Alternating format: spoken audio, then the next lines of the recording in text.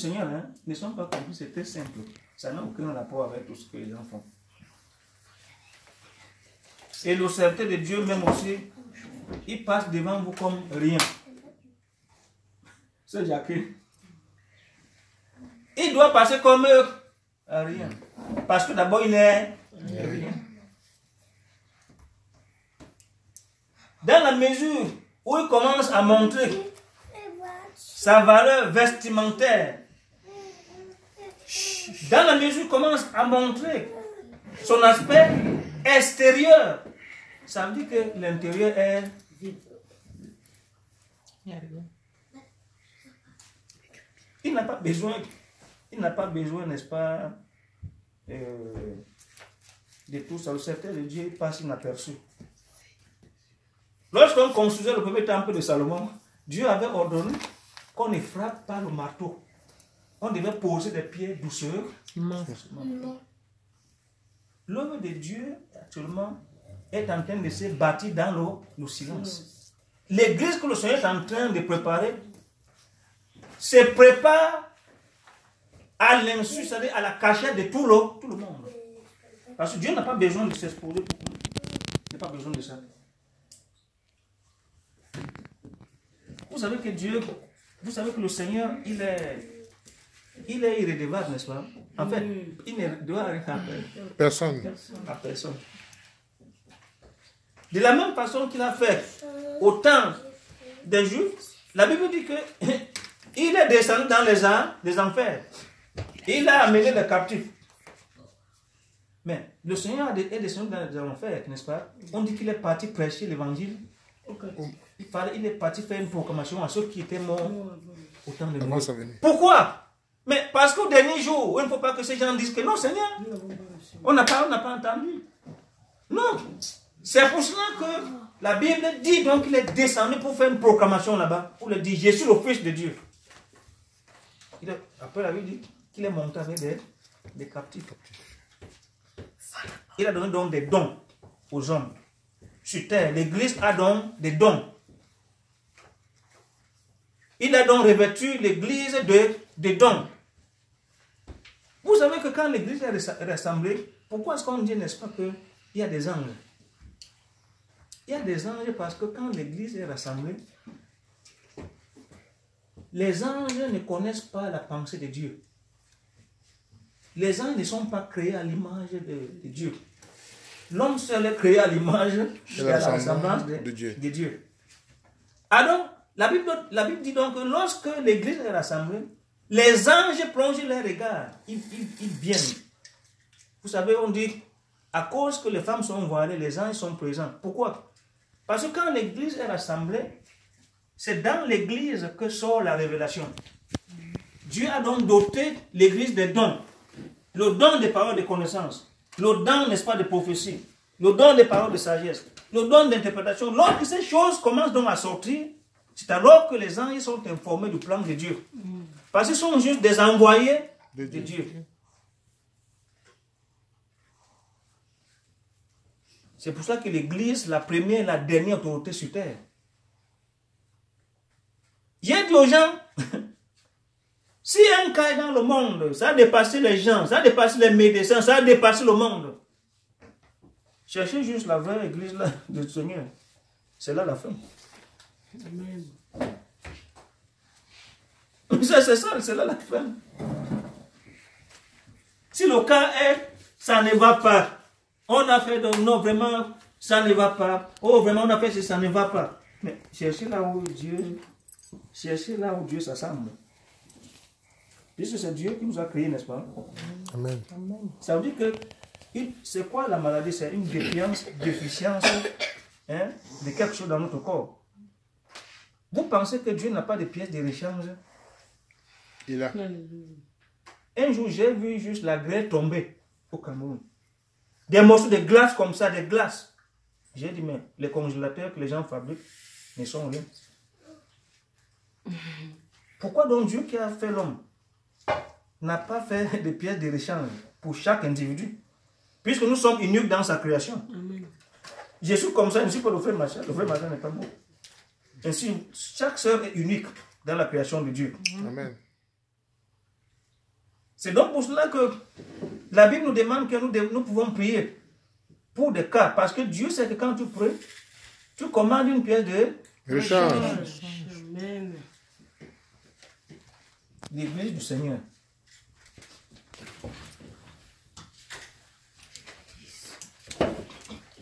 Il y a la différence entre l'église et les églises.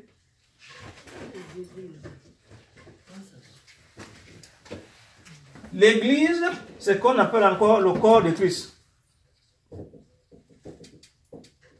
Les églises, ce sont des assemblées locales qui sont l'expression du corps de Christ.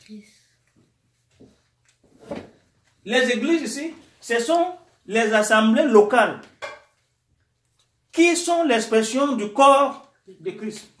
Mais attention, quelqu'un peut être membre d'une église locale, mais ne jamais être membre du corps de Christ. Comment ça? Exemple, Romains 8. Quelqu'un va lire du verset 7 à 8.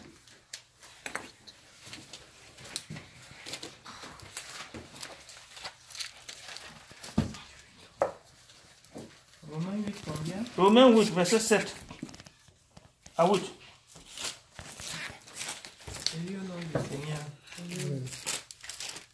Car l'affection de la chair est inimitié contre Dieu, parce qu'elle ne se soumet pas à la loi de Dieu et qu'elle ne le peut même pas. Or, ceux qui vivent selon la chair... Tu vas jusqu'à 9, pardon. Or, ceux qui vivent selon la chair ne sauraient plaire à Dieu. Pour vous, vous ne vivez pas selon la chair, mais selon l'esprit, si du moins l'esprit de Dieu habite en vous. Si quelqu'un n'a pas l'esprit de Christ, il ne lui appartient pas. Est-ce que c'est moi qui ai dit ça? Est-ce que c'est moi qui ai dit ça? Non. Si quelqu'un n'a pas l'esprit de Christ, il ne lui appartient pas. Il n'y a pas d'à peu près dedans. Dieu n'a pas d'à peu près dedans, il n'y a pas d'à peu près que non. Et je vais essayer de partir, je m'en vais, comme les gens se ressemblent là, c'est l'église là-bas. Bon, je vais aussi chanter avec eux, et Jésus aussi. Non, Dieu n'a pas affaire avec ça. Quelqu'un n'a pas l'esprit de Christ, il ne lui appartient pas. C'est simple comme ça, c'est tout. Voilà donc les gens. Acte 19. Verset 1 à 4. Acte 19.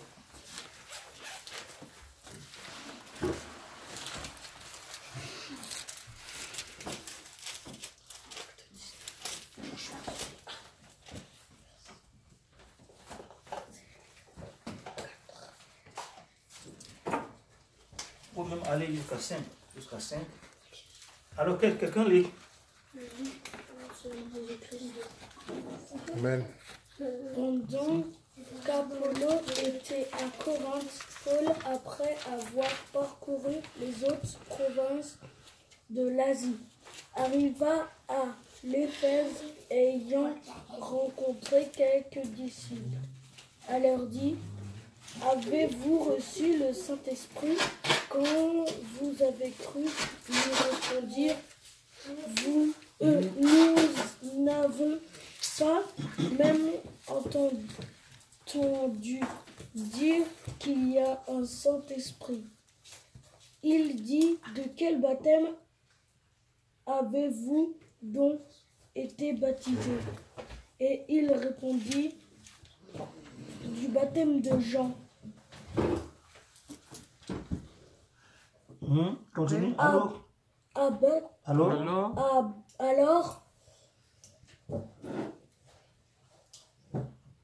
Paul dit. alors Paul dit: Jean a baptisé du baptême de repentance, disant au peuple de croire en celui qui venait après lui, c'est-à-dire en Jésus. Voilà. Voilà donc les gens donc. Au 1er siècle, Paul les trouve donc maintenant, il les pose dans la question. Mais dites-moi, quand vous avez cru, avez-vous reçu le Saint-Esprit? Il dit non. On n'a même pas entendu que ça existe. Paul leur demande donc, mais quel baptême donc avez-vous reçu? Qu'est-ce que Paul voulait dire? Si vous aviez reçu le vrai baptême, vous aurez reçu le Saint-Esprit. Et donc, Paul dit donc, mais comment ça se passe que ça a été comme ça? Il dit non. Paul les explique donc que non. Le baptême que vous avez reçu, c'est le baptême de Jean. Jean n'est mort pour père personne. C'est un exemple. Mais nous sommes en train donc de vouloir voir sommairement ce que c'est que l'Église. L'Église du Seigneur n'est autre chose que... C'est pas complexe. Matthieu 18. À partir du verset 18 à 20.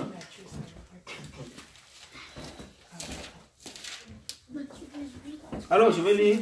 Matthieu 18. Oui. 18. Matthieu 18.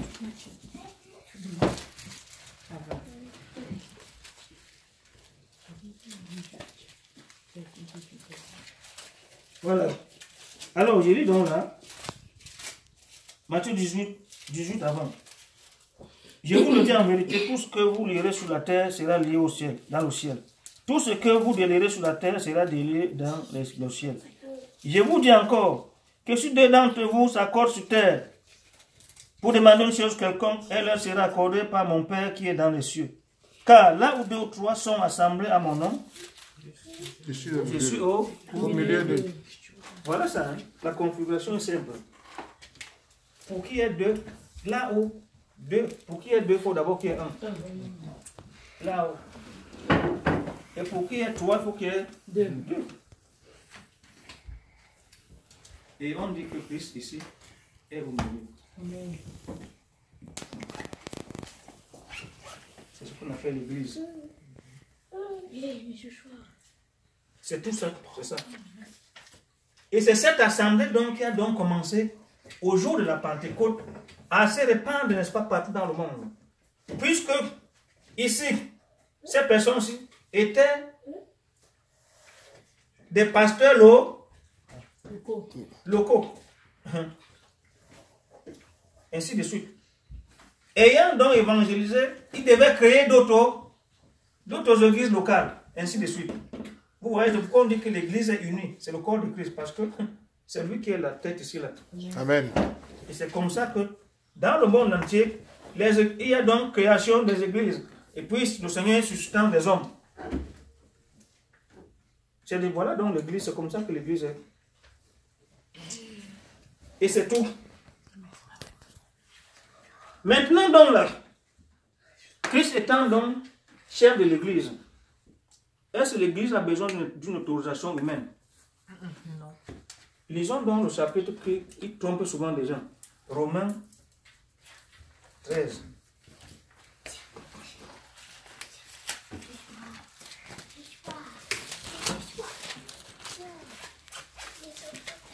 Romains 13.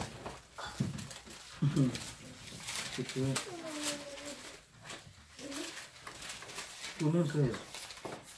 Ma soeur, lis-moi. Romains 13. But do you understand what I'm saying here? Of course I do. Then you understand both French and English. Yeah, but in reading I prefer English. You prefer English? Yeah, in French. But this is an English Bible you have here. Yes, yeah. Okay, read it in English, then I'll have to understand. Quel what verset? Huh? Romans what? 13. Verse 1, from verse 1 to 4, I mean. Okay, I read the word in the name of Jesus. Amen. Let every soul be subject unto the higher powers. Yeah. For there is no power but of God. The power that be are ordained of God. Whosoever therefore resisted the power, resisted the ordinance of God. Okay, stop there. Okay, first of all, they say, may every person be submitted to what? So the highest power. The highest power. It is not said here that the church must be submitted. No, everybody, that is you as an individual, Yeah. you have to pay your taxes in the nation where you are. But now, the church as you are an individual. You cannot pay, you depend from God. You are not depending from the world authorities. You understand? That's why a church, a true church, that is revealed by God, cannot be connected, that is having, what they call authorization, to work. No, a church is something which is spiritual. It is built by the Holy Spirit, commanded and directed by the Holy Spirit. That the church don't need, the profession, that what people call prefectural, that is authorization. Accord to function. No. You understand what I'm saying? Okay. This is a true church. But because the church is directed by the Holy Spirit, not by man. That's why when you believe that you must be under the authority of the Holy Spirit. We call it the baptism of the Holy Spirit. Do you understand now? Yeah, I do. Thank you. So we are also bilingual. Some of us here are bilingual. But you understand well French? Yeah, I do. So Okay. everything is difficult for me. Yeah? You are not reading, but you speak. Okay, Yeah, but I try. maybe if you hear in your midst, you will learn how to write it, because I write English as well as French. D'accord. Then we will be doing things, so that the work of the Lord. Okay, thank you. Okay. Romains 13. Romains 13, someone can read in French. Please, okay. Quelqu'un? À 4. Oui, verset 1 À 4. à toi. Arrête à toi. Je lis au nom du Seigneur. Amen. Que toute personne soit soumise aux autorités supérieures, car il n'y a point d'autorité qui ne vienne de Dieu. Et les autorités qui existent ont été instituées de Dieu. C'est pourquoi celui qui s'oppose à l'autorité résiste à l'ordre que Dieu a établi. Et ceux qui résistent attireront une condamnation sur eux-mêmes. Ce n'est pas pour une bonne action, c'est pour une mauvaise. Que les magistrats sont à redouter. Veux-tu ne pas craindre l'autorité? Fais le bien et tu auras son approbation. Amen. Ici, on dit que toute personne soit soumise aux autorités. On ne dit pas que l'Église soit soumise aux autorités. En tant qu'individu dans une nation, je dois payer mes impôts. Je dois respecter la législation du pays qui m'accueille, ou dans mon propre pays. Mais en tant qu'Église, je ne dépends plus de la loi humaine. Je suis une entité spirituelle. Nous sommes rassemblés ici comme un corps, comme une entité spirituelle. Amen. Nous ne dépendons de personne, sauf de Christ qui est notre tête. Amen. Amen. Et donc, puisque les gouverneurs, les présidents, l'ONU, tous ces gens-là, ils ont besoin du salut. Ce n'est donc pas eux qui ont l'autorité pour donner l'autorisation à l'Église de fonctionner. Puisque l'Église est un corps spirituel. Amen. Ok. Donc les gens qui partent faire les trucs à la préfecture, ils écrivent de ce qu'on appelle des statuts. Ils font ce qu'on appelle des entrées prises. Ce n'est pas l'Église de Dieu. L'Église du Seigneur est fonctionnelle carrément sous l'autorité de lui-même, le Seigneur. Amen. Amen. C'est donc pour cela que quand vous voyez, la Bible continue de dire, ce n'est pas pour une bonne action, c'est pour une mauvaise que les magistrats sont à redouter. Veux-tu ne pas craindre l'autorité? Fais du bien et tu auras son approbation. Oui. Et plus loin, il dit par motif de conscience. Ça veut dire que nous, en tant que chrétiens, nous devons montrer quoi? Par notre bonne attitude, par notre caractère, par la façon dont nous marchons dans le monde, montrer l'image de Christ. Amen. Amen. Ça veut dire que si un chrétien ne paye pas de ses impôts, mais il est un hors-la-loi, il serait semblable aussi à un païen. Donc, à cause donc de l'évangile, à cause du fait que nous sommes des représentants, des ambassadeurs de Christ sur terre, nous devons donc maintenant respecter l'autorité par rapport, n'est-ce pas, à l'évangile. Par rapport, n'est-ce pas, au fait qu'il ne faut pas que le nom de Dieu soit blasphémé. Alléluia. C'est donc pour cela que pour les autres, non, ces gens-ci là, ces chrétiens-là, n'agissez pas mal. Ne faites pas, ne marchez pas n'importe comment, ne parlez pas n'importe comment. Respectez ces autorités. Parce que si vous ne les respectez pas, ils vont dire, mais ces gens-là sont arrogants. Pourquoi donc nous allons croire à l'évangile? Pourquoi est-ce que nous allons faire ce qu'ils disent? Nous n'allons pas, parce qu'eux-mêmes sont comme des mondains. Notre caractère détermine le salut du monde. Notre caractère, notre façon de marcher, de parler, détermine le salut de ceux que nous rencontrons. Qu'ils soient des magistrats, qu'ils soient des procureurs de la République, qu'ils soient des hommes au placé. Pourquoi le Seigneur dit dans 1 Timothée 2, j'exhorte avant toute chose de faire des prières. Pour qui? Les rois. Pour les rois. Les autorités. Et tout homme. De ceux qui sont élevés en dignité par Dieu. Afin que nous puissions mener vie paisible avec eux. En toute piété, honnêteté. Il faut que tu payes tes impôts. Il faut que tu fasses selon la législature. Que tu marches, n'est-ce pas, avec la crainte. Parce que ces gens-là, ils lisent sur toi. Tu es comme un miroir. Et ils regardent sur toi. C'est sur toi qu'ils refusent. Ils sont focalisés sur toi. Tu entends? Le frère Machian. Oh Machian, nous l'avons trouvé dans un bar. On l'a trouvé dans un bar, il est en train de boire.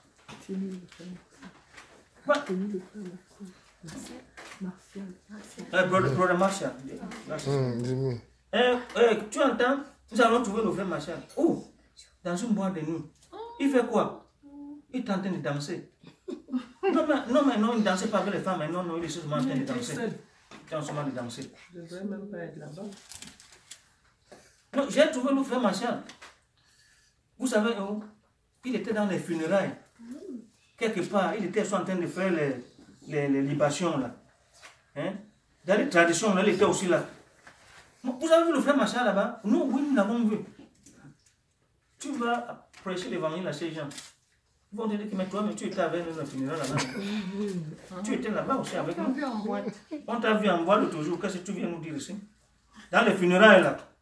Les gens mangent la marmite de tradition là. Tu étais aussi en train de partager avec eux, tu mangeais les nourritures sacrifiées aux idoles. Qu'est-ce que tu viens nous dire ici? On t'a vu en Gondo? On t'a vu en Gondo? Oui. Hein? On t'a vu en Gondo? Tu avais attaché les pains là, tu dansais aussi avec eux.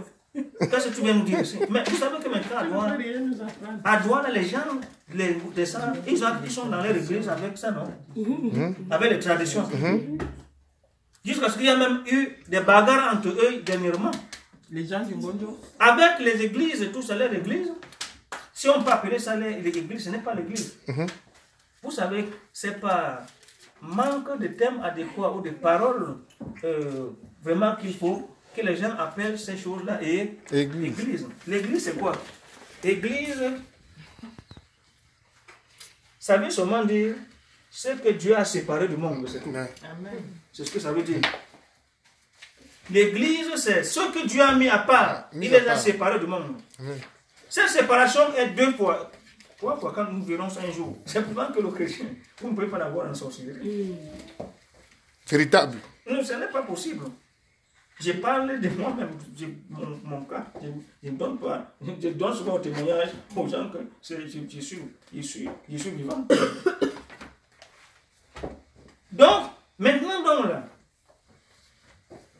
l'église dans son essence, c'est lorsque 2 ou 3 personnes qui ont eu la révélation de Christ. Vous savez que le Seigneur a posé la question aux disciples un jour. Après avoir marché avec eux, vous dites, qui dites-vous que je suis? C'est dans Matthieu 16. Il a dit, tu es Jean, l'autre, tu es Jérémie.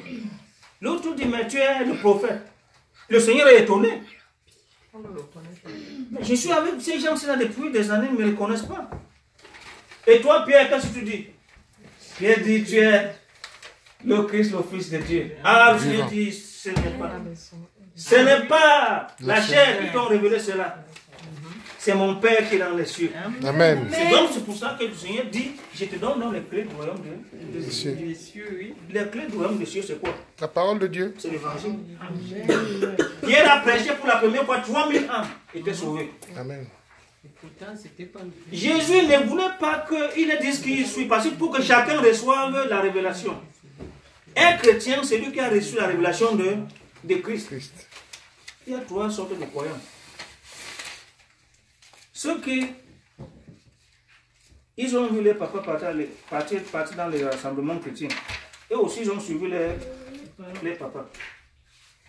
Il y a d'autres, ils sont entrés dans les rassemblements chrétiens. On a vu que mais c'est des gens qui étaient très importants. On les a donné des postes. Donc ceux-ci sont des adhérents. Ils sont des adhérents. Et donc maintenant, il y a d'autres. La dernière catégorie, c'est celui qui a reçu la révélation que Jésus-Christ est le Fils de Dieu. Amen. Il reçoit le baptême du Saint-Esprit. Amen. C'est lui, on dit qu'il est donc scellé. Amen. Saint-Esprit. C'est donc lui que la Bible appelle donc le disciple de Christ. Maintenant, sachez donc que Dieu est très bon. Il dit la promesse est pour vous, pour vos enfants, en aussi grand nombre que je les appellerai. Amen. Ça veut dire que depuis le temps des apôtres, la promesse de recevoir le Saint-Esprit est toujours permanente.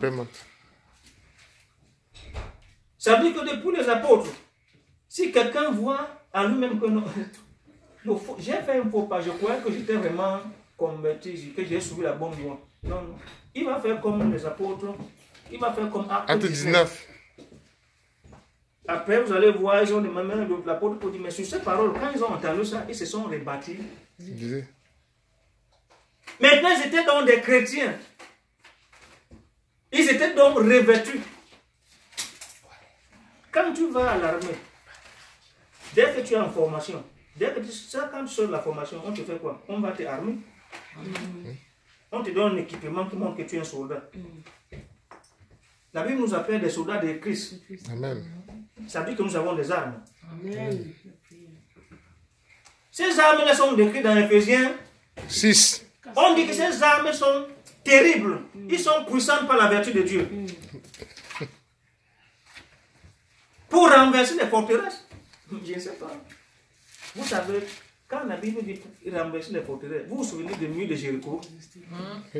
Est-ce que vous vous souvenez des murs de Jéricho? On dit que ces gens ont fait le tour 7 fois. Ils ont encore refait le tour. Qu'est-ce qu'ils ont fait? La louange. Et on dit que celui qui chante fait quoi? Il prie. C'est le monde qui dit ça. Oui, mais c'est la vérité. Il y a des choses que ces gens disent, mais qui sont la vérité. La louange a fait éclater les murs à miettes. Regardez Paul et Silas en prison.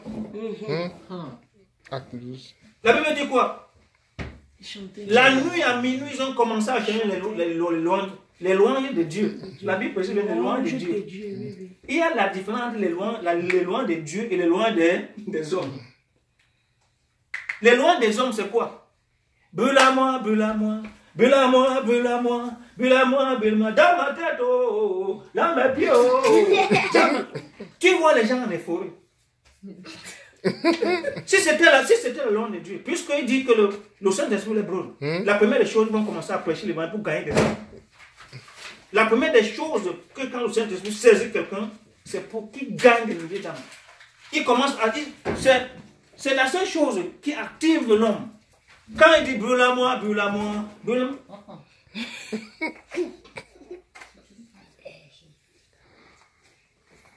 C'est vraiment terrible. Hein? Il y a les louanges de Dieu et les louanges des hommes. Les louanges des hommes vont réveiller les émotions très fortes même. La louange de Dieu te donne un calme terrible. Quand tu finis de chanter les louanges de Dieu, tu es dans un apaisement total.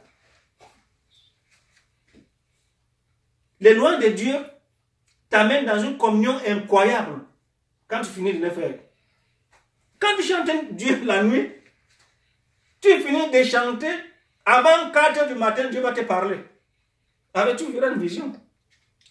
Et c'est les louanges spontanées. Oui, tu peux prendre même les sons, les sons là que tu vois. Tu peux apprendre Même les cantiques. même les cantiques.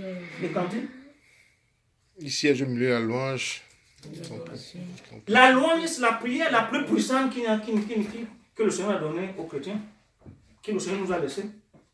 Deux choses, la louange et les actions De grâce. Il a tout dit, donne-moi, Seigneur, donne-moi, Seigneur, donne-moi, Seigneur, donne-moi. Toi, tu as donné à Dieu quoi? Depuis qu'il y a 1 an, 5 ans, 10 ans, Dieu dit, je vais vous faire pécheur D'hommes. Combien d'hommes que tu as péché? Mais chaque jour, Seigneur, donne-moi. Dieu te donne même. Au lieu même que tu vois que c'est... Il a même fermé les yeux avec son grand amour.